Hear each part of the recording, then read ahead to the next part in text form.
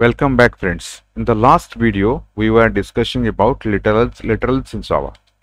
And in that series, we have clearly discussed about two different types of literals. One is integral literal and one is floating point literal. And we have clearly seen how different number systems like octal, binary, hexadecimal and decimal can be stored in integral literal, and what are the different ways of storing floating point literals, either in terms of floating point number or in terms of double data type, right? The default data type for integral is integer and the default data type for floating point number is double. We have clearly seen all that, and during that we have also discussed about different notations that we can use in numerical system like underscore kind of thing, and one notation in floating point number, that is the scientific notation using the exponent format, right? And e to the power e3 means we have clearly discussed about this particular one, that is 1.3 into 10 to the power 3. So exponent here is basically here represent that 10 raised to the power something. This is if you want to represent the floating point literal in scientific format. Now, before entering into Boolean and character literal, let us go for few example, because I want you to understand some literals are included in 7.1.7 version onwards for float and double. We will see that I don't want you to miss those literals, so that we can again go into character and Boolean, right? So let us start with an example. Let us understand with an example so that we can see. Suppose I am taking a class here, class test, public static void main. Now, if I can write system.out.print. Look at this example. Look at to this example very thoroughly. Suppose I am writing 0 divided by 0. This is simple one, right? If I'll say I'll divide 0 with 0, you'll say, sir, this will give you infinity, right? Since 0 and 0 both are integer, immediately if I compile this program, the program will compile fine. The program will compile fine, because compilers do not have any problem in compiling this. But while executing this one, I'll get a runtime error, and it will say arithmetic exception divide by 0. This is what called as abnormal termination, means there is no way in integer which can represent infinity. So we are getting an error called as we are getting an exception called as arithmetic exception. Remember, this is not an error, this is an exception.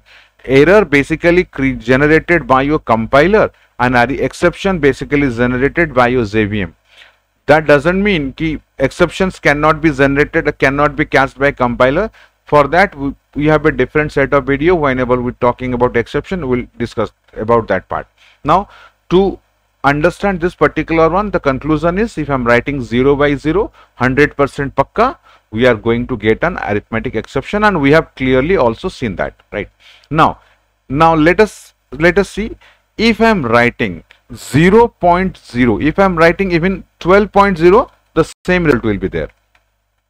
The code compiles fine, and if I'll divide that one again, the same result. Exception in thread main, java.lang.arithmetic exception. What is the description? Divide by 0 error. At what line? Line number 6. So everything in Java is very clearly defined. At line number 6, we got an exception. The name of the exception is arithmetic exception. And what exactly the exception is? Divide by 0 error. Divide by 0. And that is the reason why my program terminated abnormally, right? Now, let us change this one. Suppose I am writing 12.0 here, right? So the thing is, just I have converted the integral literal. Previously I have written 12, that was a integral literal. Now instead of 12, I am written here 12.0. Now you will agree with me, the first one, which is a double literal. Now if it will be a double literal, let's see what happens. Code definitely compiles fine, and the result is infinity. So what exactly infinity is? Infinity is one of the double literal that is introduced in Java 1.7. Make sure you understand this point. Not only infinity, Java introduced two more literals for floating point numbers.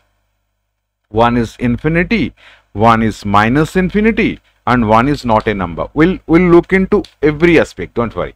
Suppose I am writing here minus 12.0 divided by 0. If I compile this one, code compiles fine, no problem at all.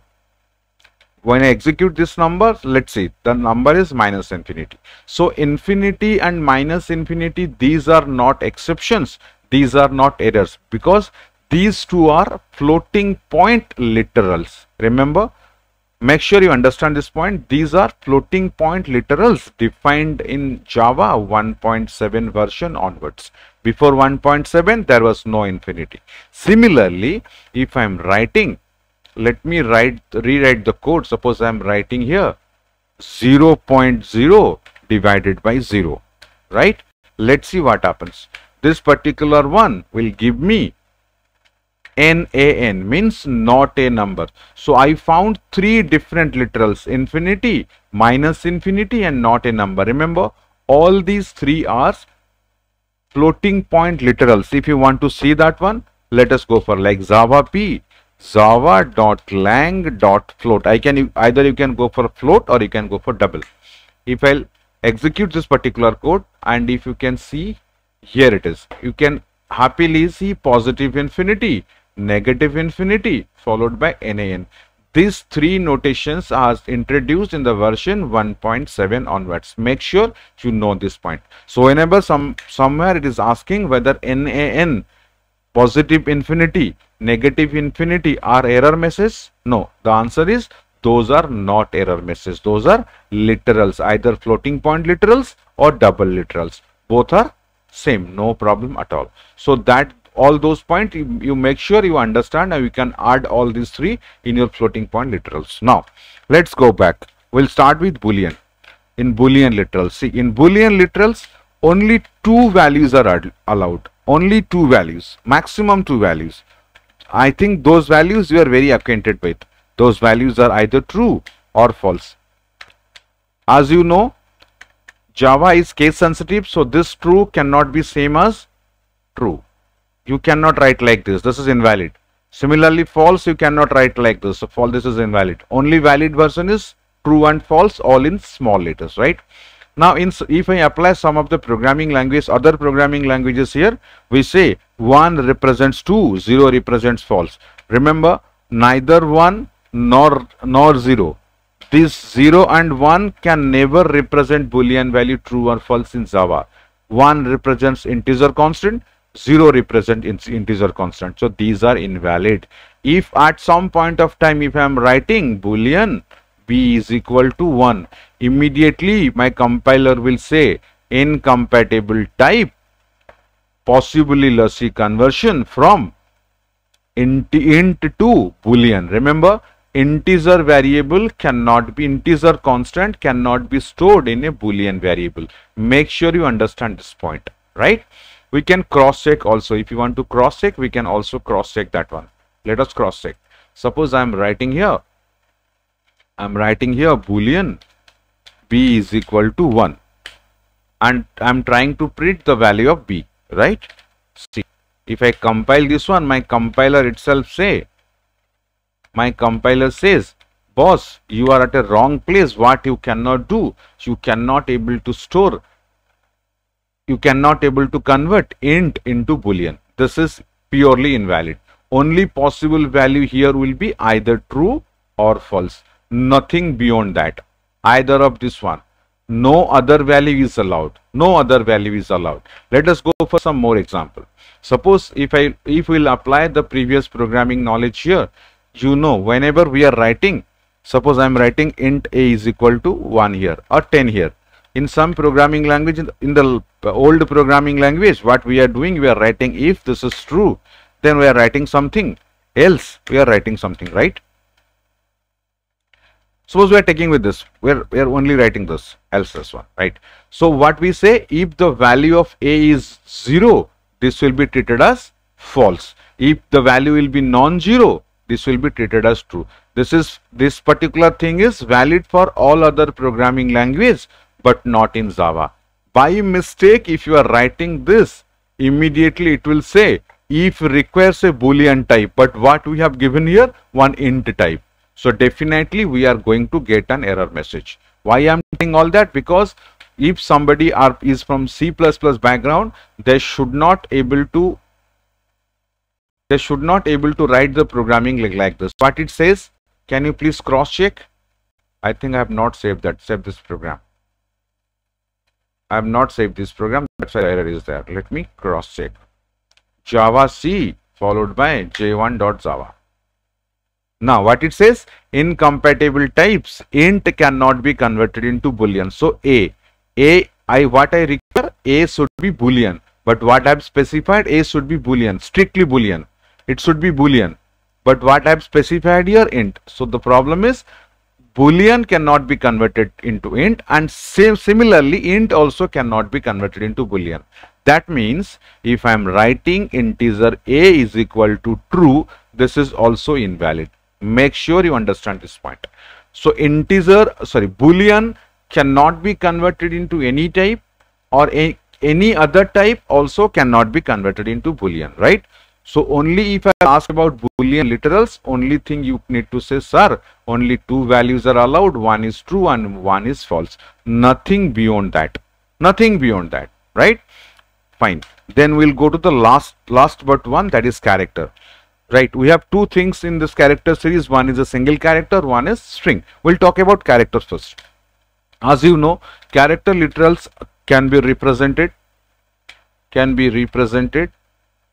using single quote, right? And as we know, the character constant always is a single character. That is not other than that is there is no more characters. Only a single character is represented. If I am writing character a is equal to a, that's valid.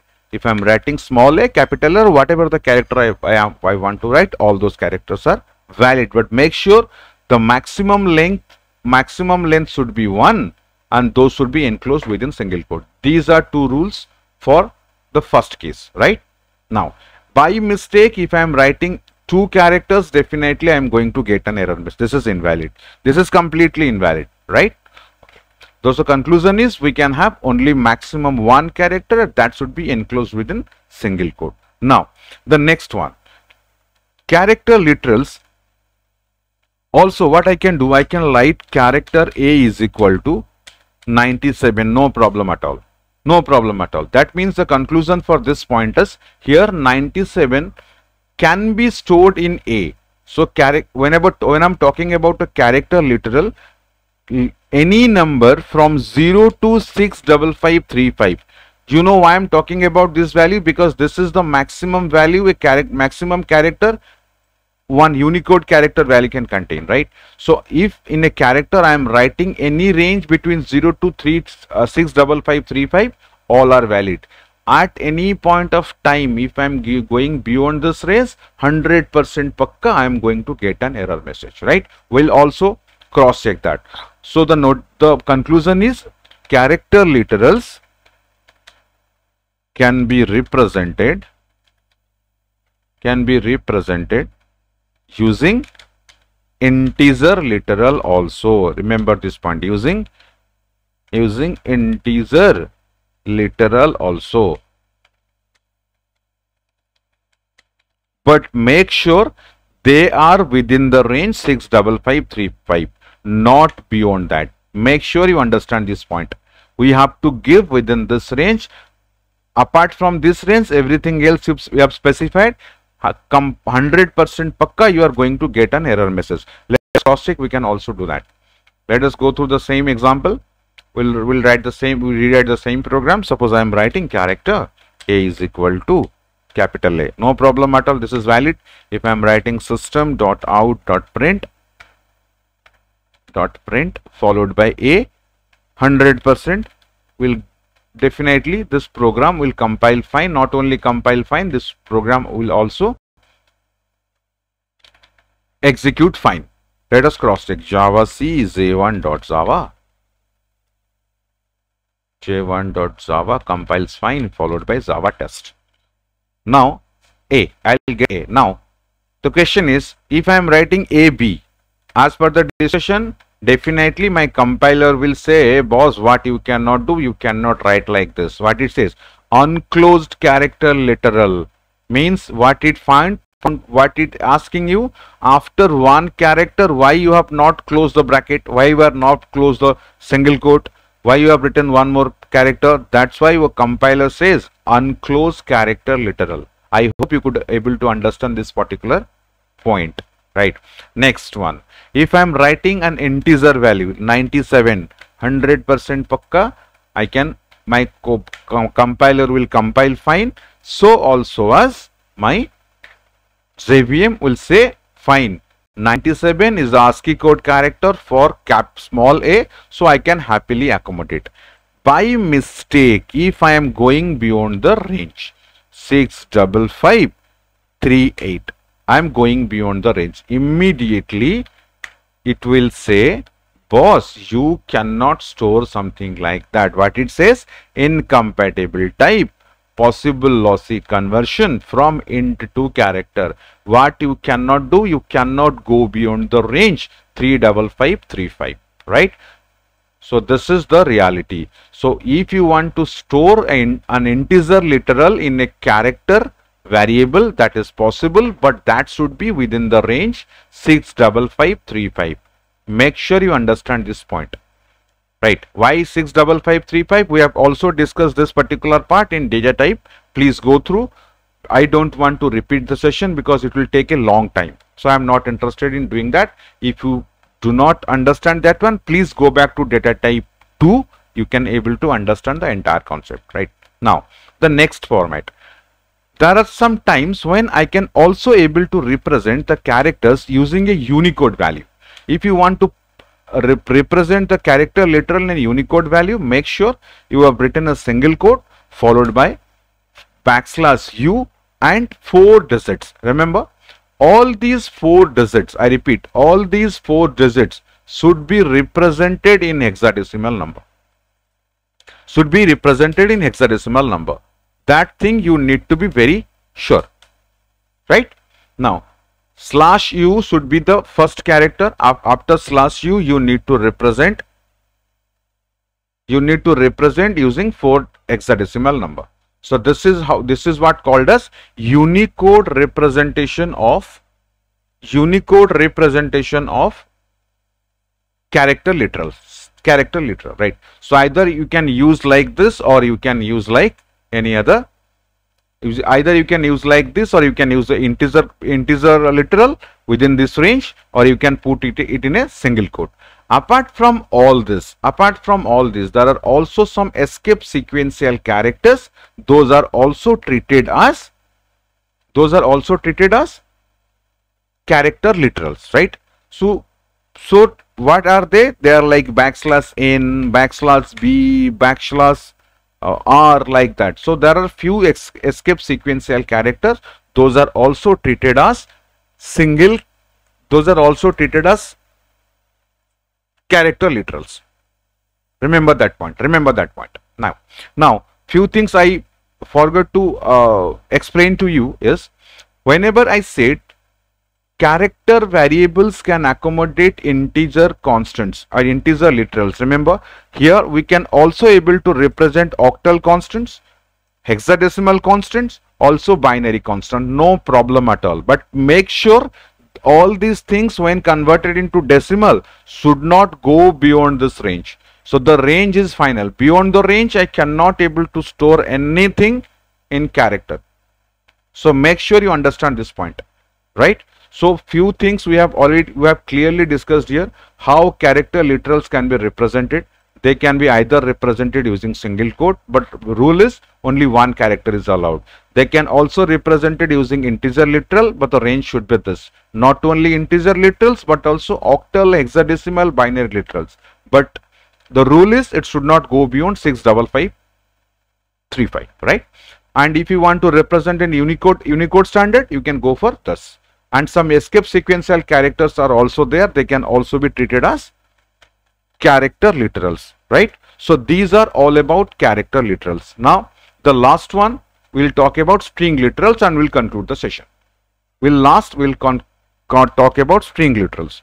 In case of string literals, only one thing you should be take care of. Anything that is enclosed within double quote is called as a string literal, right? See, string by nature, it's not a data type, it's a class. It's a reference value. If you are creating a string, it's a class. It is not a primitive data type. If you want to represent a string constant or string literal, we can happily represent it with that one with a double quotation. I can go for Odisha, something like that. This is a valid string literal, right? So now we have covered almost all the literals starting from integer, floating point number, character, boolean and string. That will help us in writing Java, different kinds of Java programs whenever we are entering into that, right? So make sure before entering into the Java programming world, you all are clear about all these literals, right? Thank you so much for joining. In the next session, we might be looking to some more important concept of Java programming language so that we can directly enter into Java's coding world, right? So thank you so much for joining. Thanks a lot.